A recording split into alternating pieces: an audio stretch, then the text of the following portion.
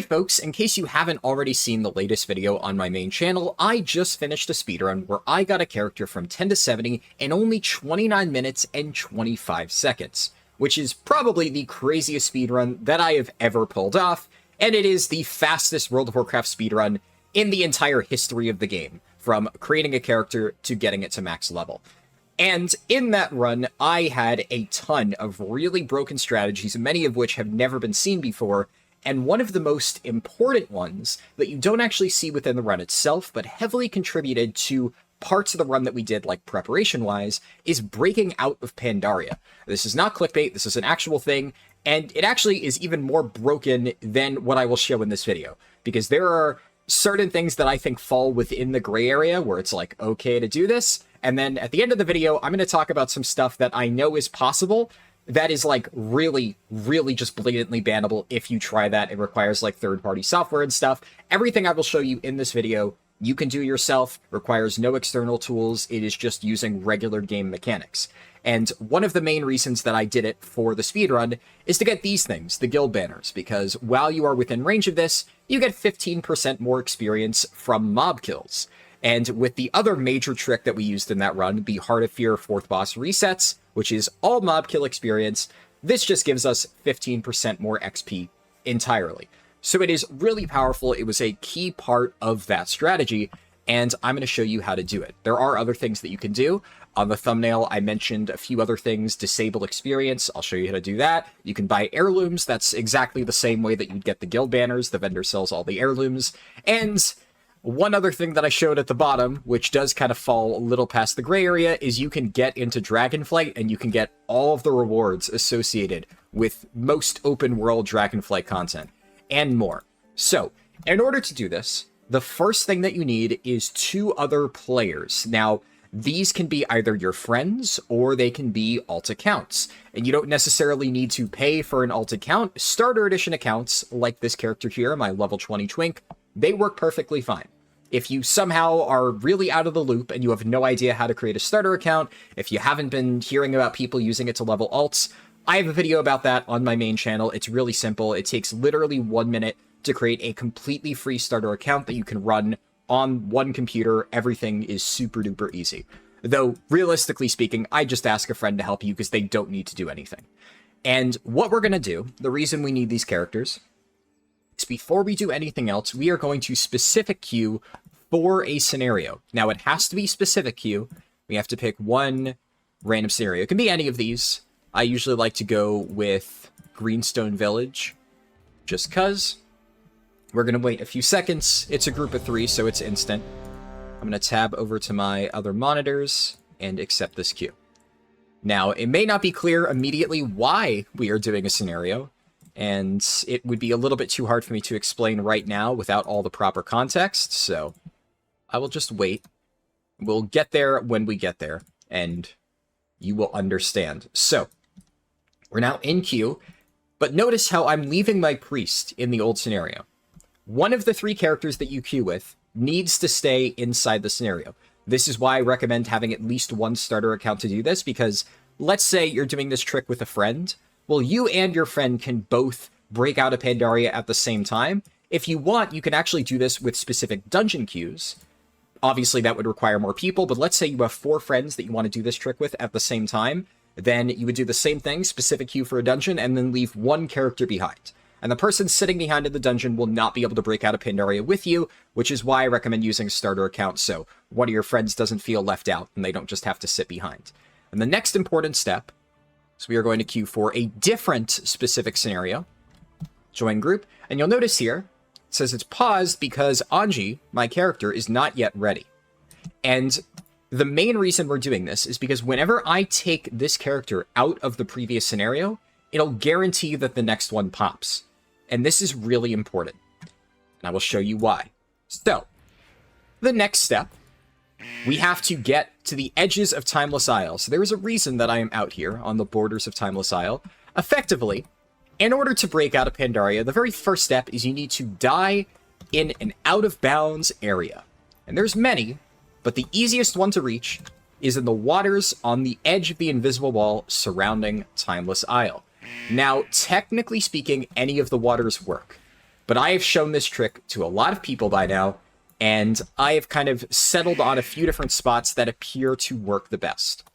This is one of them. And I will give you a quick disclaimer that this spot primarily works well if you have Blink.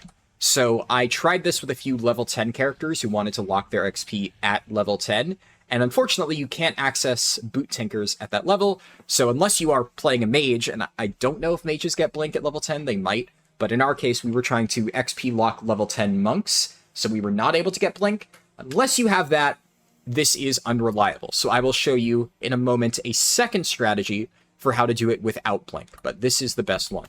So we're going to go out into the water. Doesn't require a Demon Hunter, I just happen to be a Demon Hunter. The moment you're in Fatigue Waters, you enter Time Lost Waters, that subzone. Get on a mount, it can be a dragon riding mount, it can also not be, you could even do it on a fishing raft, it doesn't matter. I'm just doing this because it's faster. Now, I hit the invisible wall here, I'm going to dismount, hands off keyboard. I touch the water, I blink, then I dive down. Now, because I blinked, it sent me past the initial kill wall. Now I am safely out of bounds. I swim down, I hit a secondary kill plane, I release Spirit, the game doesn't know where to put me, so it dumps me into the Crossroads, which is the universal graveyard for Horde players. Now here's the thing. Alliance players can technically do this trick, but it is a lot harder, and I will show you that at the end of the video because it's really weird. Basically, the Alliance Universal Graveyard is in Sentinel Hill, and by default, all standard teleportation mechanics to Eastern Kingdoms and many other zones have been completely disabled. The reason why this works is because Kalimdor has a lot of stuff part of the Landfall questline. So you actually go to Durotar as part of the, what was it, patch 5.1 quests? You go rescue the trolls in Echo Islands. So they needed to keep teleportation open, but obviously a side effect of that is the Universal Graveyard for Horde is available, and you can teleport here as a ghost. Now, one thing I will say is you might be wondering, well, if you can just get to Durotar, why not just break out here? And originally, at the very start of Remix, that is the strategy that everybody was using, and it did work. A lot of people would go to Senjin Village, they would take the flight point to Orgrimmar, and that worked. Blizzard caught on to that part, and they made it so there is now an extra teleport boundary surrounding this section of Durotar, where if you try to leave, it bypasses this thing. So you might notice it says, this is not your time returning to Pandaria. Whenever you leave the zone, it tries to do this. It cannot teleport you as a ghost, which is why this works. But while this will happen normally in Durotar, while you're on the Landfall quests, there is a secondary teleport that overrides this that will instantly snap you back to wherever you're at in the Landfall questline, and there's no way around that. So Blizzard put a foolproof teleport around this section, and then they were just like, yeah, good enough, let's just not apply it to the entire continent. Why? I have no idea, but I'm glad because this strategy still works. So, from here, you can run to really anywhere in Kalimdor that you want, and I will show you what happens when you run to Orgrimmar. But first, I'm going to show you the secondary teleport method that doesn't require Blink.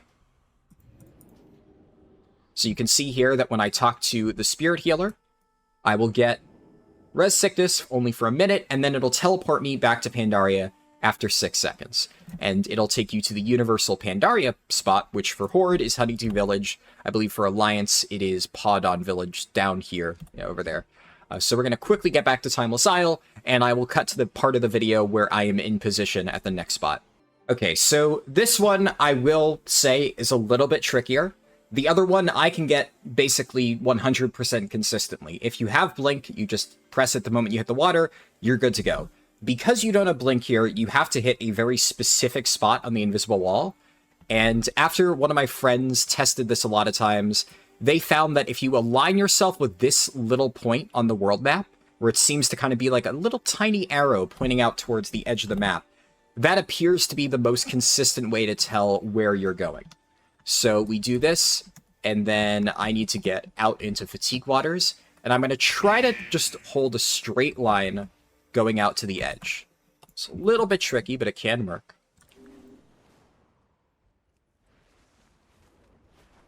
Alright. And we're going to keep flying until we hit the wall. Any second now. There we go. And then you swim under like that. And you'll notice that there's also a little tiny bit of like a lag spike whenever you hit release spirit. Whenever you get that, you're good to go. It means that the game is still figuring out where to put you, and then it'll eventually dump you off.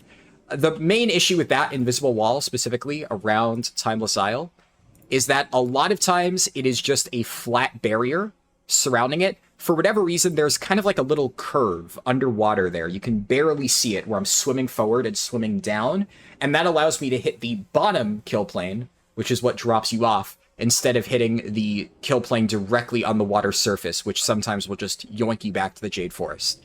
There are technically other positions where you can get that spot. I've gotten it like directly east, but they are much harder to hit.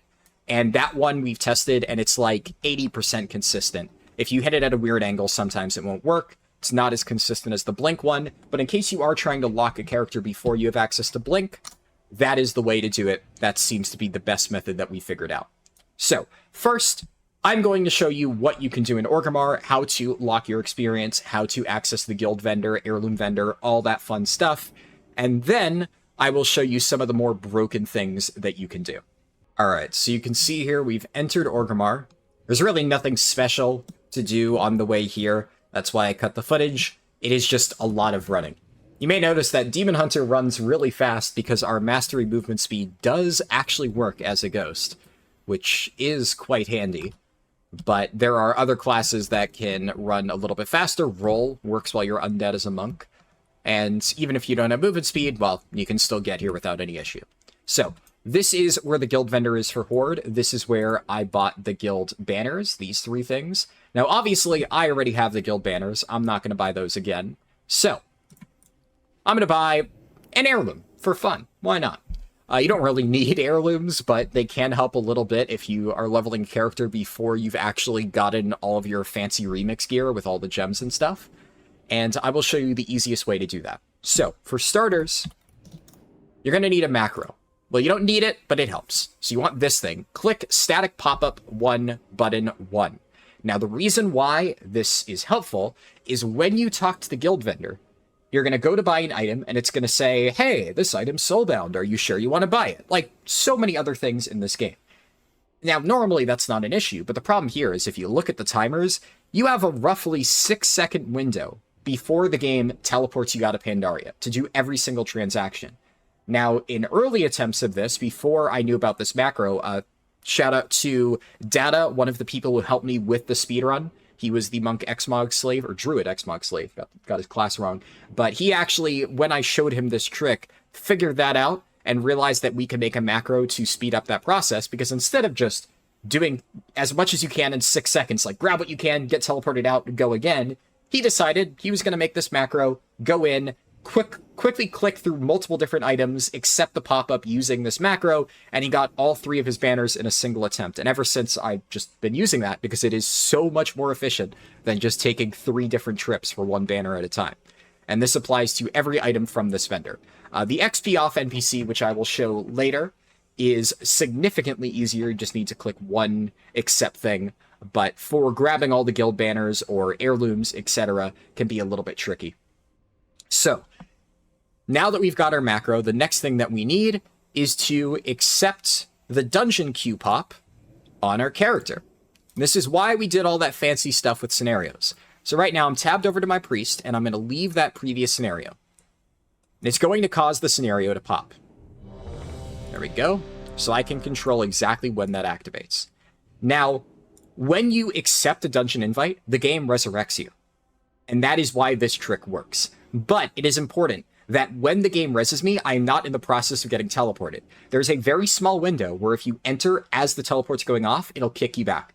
So I need to wait until right after that teleport happens, then I need to click enter. Alright, click enter. And I'm good to go. Alright, as long as you time it well, you're safe. Now, before anything else, I'm just going to leave on my druid. The druid in my group is the character that I used for the 29-minute world record run. Alright, and now we are all set. So I'm going to leave instance group. And then I'm going to have 6 seconds to buy whatever I can. Guild vendor will be right in front of me. Oh, my character got turned around. Oh no, it's taking forever to load in. Where are the heirlooms?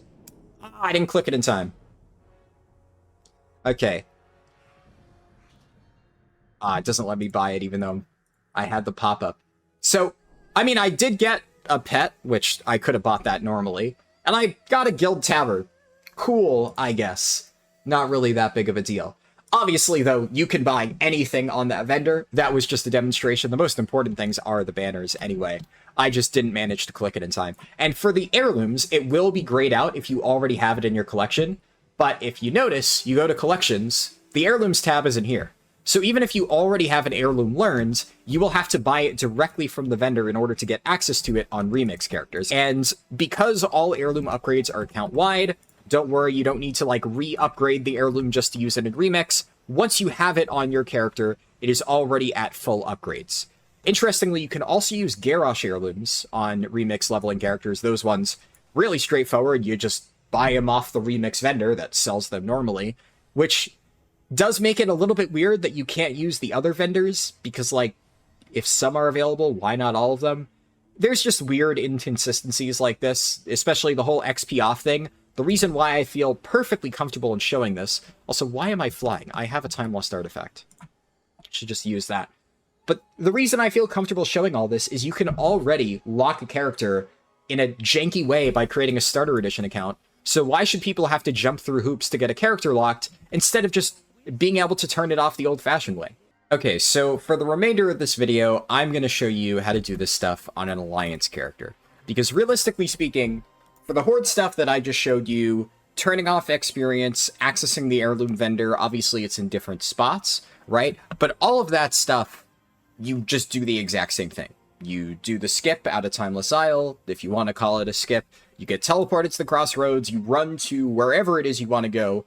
Theoretically, if you wanted to access anywhere else in Kalimdor, you could as well. It's just that most stuff happens to be in Orgrimmar. Then you head to Org, you walk to the place that you want to go, you enter the scenario, boom, you're done. That's really it. Turning off experience is actually very, very easy because there's only one prompt that you need to click. Just don't forget, if you're doing it on a low-level character, that it does cost 10 gold, so you'll need to trade yourself 10 gold before you actually do that. But the principle is the same. Now, for everything else, it's harder. Because I did mention that Kalimdor is a bit of a specific case. Because this is used as part of the Pandaria quests, it lets you teleport there. But all of the other zones, other than some very niche cases, like Zandalar, there's a few ways to get there. But for all of the normal ones, like Eastern Kingdoms, you just can't get there through normal means. If I were to use a teleport, so just as an example, if I went here, tried to use a Dragonflight Raids teleport, despite the fact that I know it's possible to reach Dragonflight, you'll see here, cast finishes, and nothing happens. Absolutely nothing. This applies to any sort of teleport thing. I don't really know exactly what in the code is preventing that from working, but standard teleports just do not function correctly. And that includes the Universal Graveyard standard teleport to Sentinel Hill. So I'm showing you this just to demonstrate that it works that way. I should be in swimming form right now. We're going to go into the dragon riding form. We're going to hit the wall and do the same exact thing that we did before on the Demon Hunter. Land, blink, swim down. Oh, missed the kill plane here. Well, I just got to keep swimming around. Sometimes this happens. Sometimes there's just no kill plane for a while. But it's textbook, right? Except, what happens here? What's going on? The game is really confused. Right now, it's supposed to be teleporting me to the Universal Graveyard. But because all teleports to Eastern Kingdoms are disabled, the game just has no fucking clue what to do. It's just very confused. I can hit return to graveyard. Nothing happens. It says that my body's over there. So, like, my corpse is apparently currently in the Timeless Isle graveyard. But clearly not. We could just sit here and wait. And, I mean, nothing's going to happen, right? This is not how you access Pandaria as an Alliance. I just wanted to show you why I needed to include a separate thing for Alliance characters, because for whatever reason, this just doesn't work for them. I do think it is weird that it works for Horde and not Alliance, but like I said, I assume it has something to do with the fact that those teleports are just broken. And I'm actually stuck in a loop here. Huh. I actually might need to unstuck this character. I didn't realize that it breaks this badly. Alright, one stuck character service later. We are back, and I've already queued for the first scenario. Now I just need to queue for the second, if I can click it. And we're good to go. So, there are two different realistic methods that you can use to reach Pandaria as an alliance. Now, first, you need to get out of Pandaria. You need to get to, like, an actual part of the world. And there are ways to get there, specifically to Kalimdor, in various quest lines. Now, we've already said Landfall. Obviously, the Alliance don't go to Durotar, but they do go to Darnassus. So, if you get to the Landfall questline, you'll be able to replicate this part of the run. It's a little bit tricky to do, but you can probably figure it out. Now, the other method, which is what I will be showcasing here because it's just much easier and, in my opinion, much more convenient. So you go over here to this Gnome Gleep Chatter Switch. So I'd like to travel to Ratchet. Gonna head up here, and then it'll teleport me this way. Alright, cool. I'm in Ratchet. Awesome. Except it's going to teleport me back. Alright, well that's a problem. So how do we fix that? And that's what I will show you next. Obviously now, to demonstrate that, I had to get teleported, so we're gonna go all the way back to Shrine. Fun. Alright, so obviously the trick to this is we need to find some way to die after we have entered Kalimdor. So I'm going to just take off all of my gear to make this easier so I don't have random like heals from Tinkers or something. I'm going to buy a teleport, step in here. The moment I go through, I fly up into the air, I go really high up, and then I fall. And now I'm dead. Perfect. Okay. So, now, we got it. We're dead in Kalimdor as an Alliance character. What do we do from here?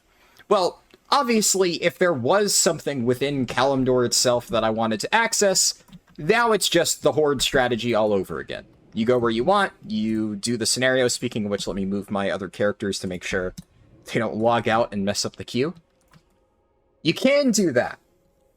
But, obviously, the main thing for Alliance characters is reaching Eastern Kingdoms. That's the entire thing that I advertised, and there are also ways to reach Dragonflight. So how are we going to do that?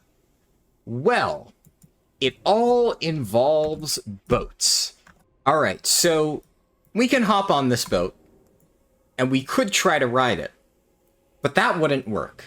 No, in order to make this boat teleport you to Eastern Kingdoms, you need to log out. Now, this is something that I was not aware of, but after talking to some of my friends who figured this out, apparently this is an old trick that has existed for a very long time. Apparently people use this all the way back in like vanilla WoW. And it still works to this day. It's just generally not very useful. But basically, when you log out on a boat, the game doesn't really know what to do with you. You can see that here, my character's location isn't updated. So whenever I log back in, it will put me wherever this boat is. Now, I just need to wait a little bit until the boat is actually in Eastern Kingdoms and has made the teleport, and then I will snap to its location. So I'll just cut to that. Alright, I think I have waited long enough to be able to try this again. Let's hope this works.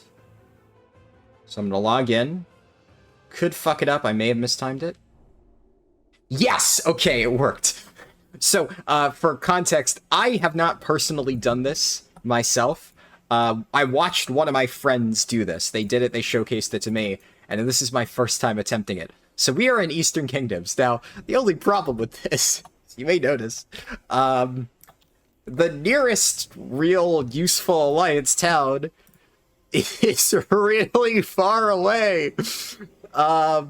Yeah, it's a walk. Alright, Future Harlden here. I'm not actually going to show the process of interacting with anything in Stormwind. because it doesn't really work. There is a really weird issue preventing it, which I will explain at the end of the video, but I didn't actually figure it out until I recorded the very end of the video, so we're going to cut to the segment where I recorded all of the testing how to get into Dragonflight, and then I'm going to talk at the end for 5 minutes about the issues with doing this as an Alliance character. Alright, so upon further examination, or rather, a lot of waiting, I realized that the boats that connect to unavailable continents do not actually spawn. So the boat that connects Dragon Isles to Stormwind is just not there. Same with Kulturas to Stormwind, etc. So the only way to actually access those continents is through the ones in Kalimdor, because it seems that if one half is working, then the other half is working, like the boat that we took to Booty Bay. So basically I just need to do the same thing again, except instead of going to Eastern Kingdoms this time, I'm going to go just over to Orgrimmar and take the Horde Zeppelin to the Dragon Isles, just to show you that. So we're going to hop up here. Same thing again. I can time it real fast. We're going to fly up. And we're going to drop down. This should be good. Perfect. Alright. And now we run to Orgrimmar. This part you've seen already a few times, so I'm just going to skip ahead. Alright. Well, a long walk later, we are ready to go at the Horde Zeppelin. So like before, I hop on. I guess it doesn't really matter where I stand. I might as well go to the top deck, just so I'm safe. And I don't know if I made this clear before, but it's not just that you log off on the boat, right? You don't just do that. It's that you need to log off on the boat and then log back on after it has reached its destination. So if I were to log off now, immediately log back in, I'd just be put right back here on the Zeppelin. It's specifically that the Zeppelin will teleport correctly. Players cannot teleport correctly, but your location is fixed to here on the ship. So wherever it teleports, you teleport. Which is actually really cool tech that I am amazed that I never knew about it until now. Because like I said, apparently this has been a thing for a super long time, and maybe some of you guys also knew about this and are thinking, of course, how did I not consider that? Like my friend did. And maybe a lot of you are more like me and you just never knew this was a thing at all. But okay. The Zeppelin is moving. I'm going to wait a little bit more. I think this should be good. If I start logging out now, there's a little bit of a wind-up. It's going to go around.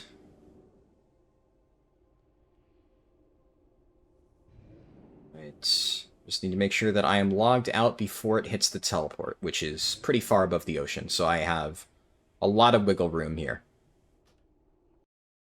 And boom, and then we wait. Fun stuff. I admittedly have never tested this before in Alliance characters. I never tested this at all, like I said. My friend tested it, but he was on a Horde character when he did it. So I'm assuming that it works exactly the same for Alliance as it does Horde. It's just they need to hitch a ride on the Horde boat too. But once you're in Dragonflight, you have access to all of the same crap. We'll wait a little bit. Let's do a 10-second countdown. 10, 9, 8, 7, 6, 5, 4, 3, 2, 1. Should be perfectly safe. Log back in. And any second now. Boom! Dragonflight. Alright, and I can fly. Never mind, I can't fly. Oh, no, I can. Okay. The game was just very confused. Alright. Oh, this is wild. And you actually can do all the world quests. You can get all of this stuff. Now, one thing that I know is possible, and I'm not going to do it, and I would recommend, like I said, just going here, you're not really messing with anything. This is definitely where it starts to get a little bit sketchy, because the two major tricks that I know of is you can complete this world quest, and if I were to do this, I would get a 454 item. My bracers currently are 346. And I did read a post from somebody who tried this, and they were able to get a bronze upgrade discount by equipping this item. Now that is one of those use it at your own risk type things. I'm not fucking with that. I will at least tell you that I know it's possible.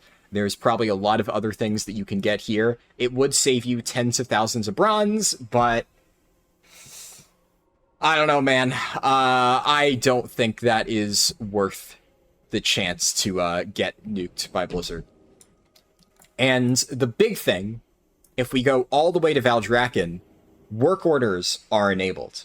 You can submit a work order, and the craziest thing is, you can submit a public work order.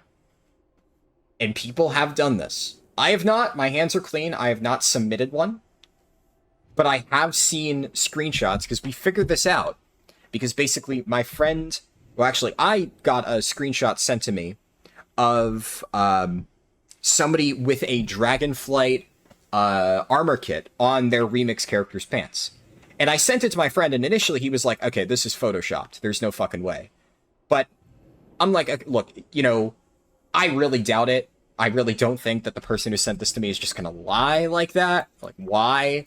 It also didn't look like Photoshop, unless it was just a random really good Photoshop, like, hi, I'm going to confuse a YouTuber. So we tried out a bunch of stuff. We managed to reverse engineer it. And then we did see that, yes, the work orders are accessible, and we know it's possible. And it is possible to submit it publicly, which I think is kind of an issue, because now people are potentially filling public work orders sent by remix characters with absolutely no idea that they are filling a remix character's work order. And that's, I don't know. That just kind of feels a little bit bad to me. I don't know about that one. And I will take this whole opportunity to say that I do expect Blizzard to fix a lot of this. And I think Blizzard is well within their rights to fix all of this, because it's kind of broken. What I do hope is that for some of the more acceptable things, they not only just fix the ability to get to Orgrimmar and stuff, but add ways to get it within MoP. Like I said before, there should be no reason why we can't disable XP normally in MoP. Just add an NPC to the shrines. They added a barbershop to shrine. Why not add an XP off NPC? Why not add a guild vendor? Hell, turn heirlooms back on, right? Just let people use it if they want to. Heirlooms are not that powerful. Remix gear is just stronger. It will just make the leveling curve a little bit smoother in the early levels when you get really crap gems. If you've got an absolutely nothing good in your helm slot and you want to use an heirloom helm for a bit, for a tiny bit of extra stats, I don't really think that's a problem. I feel like that should just be turned on. We still have roughly half the event left. Still plenty of people who are going to level up alts, and I think nice quality of life stuff like that is just good to have. You can keep the Dragonflight crap out. This should not be baseline. Work orders should not be accessible. This, I think it's fine. And I can't remember if I mentioned this earlier in the video or not. I think I didn't. I think I'm thinking of a different video where I talked about this. But I have heard rumors that people have figured out a way to smuggle gems, the legendary gems, from remix characters onto regular characters. I have not actually figured out how to replicate that yet, nor do I particularly want to, because I think it's really bad, but that 100% needs to be nerfed by Blizzard. I do not want that to happen. I do not want that to interfere with the, like, any Race to World First or anything like that. That would be really bad. So really egregious stuff like that, Blizzard should fix. More general quality of life stuff, I think Blizzard should allow. Honestly, I even think there would be no issue with war mode being enabled if somebody really wanted to. But I can kind of understand why PvP in this game mode is maybe not the best. And I should note, by the way, you cannot turn on war mode. There is no way to access the auction house. There's no way to turn on war mode. It is technically possible to enable Chromie time with like heavy air quotes around the word enable, because you can talk to Chromie and get it to work, but it doesn't actually do anything. You are not put into a Chromie time phase. So all of that stuff you can't do no matter what. If you get to Orgrimmar, you can click the war mode button and it does nothing. The script to turn it on has just been hard blocked, just like auction houses. You can technically speaking talk to the auctioneer, but it's just a completely empty panel. Nothing shows up. It doesn't actually work. But anyways, now that we're here, I will quickly show you that the panel works. So I'm going to take my priest out of the previous scenario. And the queue will pop any second.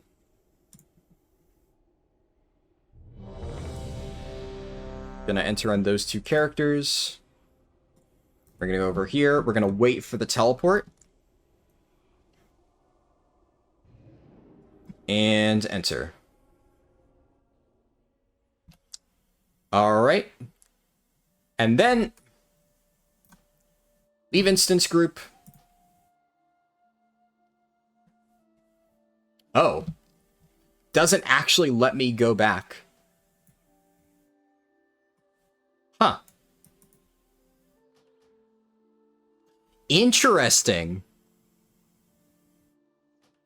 Very interesting. Okay, so future Harlden, I'll be completely honest, I was not aware that the teleport trick does not actually work for any of these zones. There is another trick that I know works, and I've seen people do that. I'm well aware that you can do it. I'm not going to teach you how to do it because it is a blatant exploit. It requires either something that I don't want to explain it, right? But take my word for it, it requires something that is either really, really, really sketchy or just direct third-party software, and I am not even going to touch that stuff with a 10-foot pole. But it is possible. And the problem with this trick is while it is possible to reach this stuff through normal means, because the instance reset is the only way to reliably do this in Kalimdor, and that does not work as far as I can tell for Dragonflight, for Eastern Kingdoms, for other places, the only way that Alliance players can actually turn off their XP, etc., and the only way that you can get all this stuff with Dragonflight is actually by blatant exploiting. I assume that at the very least, if you got the boat over and did the instance thing, that the res would let you interact with it. And I'd still say for Dragonflight, that, in my opinion, is still really, really egregious.